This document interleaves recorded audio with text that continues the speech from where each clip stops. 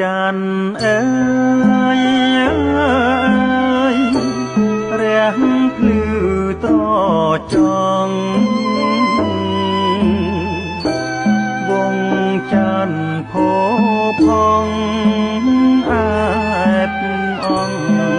បំភ្លឺលោកការាំងស្មៃស្រទន់ត្រចាំងកាំងរណាធម្មជាតិនានីបានសុខសានអើយគ្មានចានពុំស្បើយកាយទុករាល់ថ្ងៃ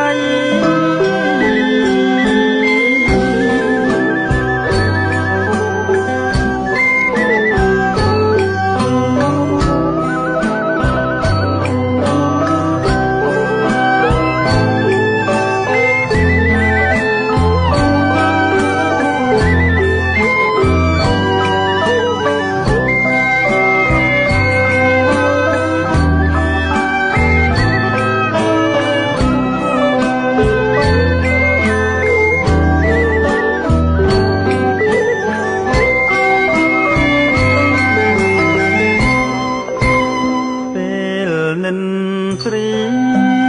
ងើយងារកណ្ដាលរាត្រី